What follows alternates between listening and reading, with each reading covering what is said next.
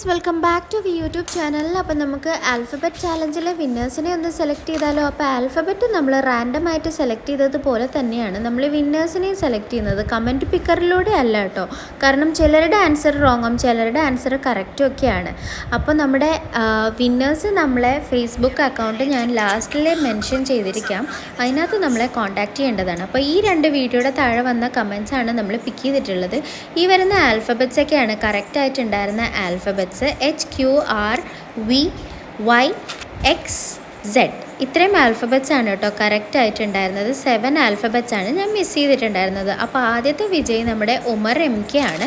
Umar MK നമ്മൾ പെട്ടെന്ന് തന്നെ ഫേസ്ബുക്ക് മെസ്സേജിൽ കോൺടാക്റ്റ് ചെയ്യേണ്ടതാണ്, നമുക്ക് കൊറിയർ അയച്ചു തരാൻ വേണ്ടിയിട്ടാണ്. രണ്ടാമത്തെ നമ്മുടെ വിന്നർ ഷെസ മറിയമാണ്. ഷെസ മറിയം, കൺഗ്രാറ്റുലേഷൻസ്. അപ്പം മൂന്നാമത്തെ നമ്മുടെ വിന്നർ ആരാണ്? സോളോ ഗെയിമേഴ്സ് ആണ് നമ്മുടെ മൂന്നാമത്തെ വിജയ്. കിട്ടാത്തവർ വിഷമിക്കേണ്ട, നാളെ പുതിയ ചാലഞ്ച് വരുന്നതായിരിക്കും.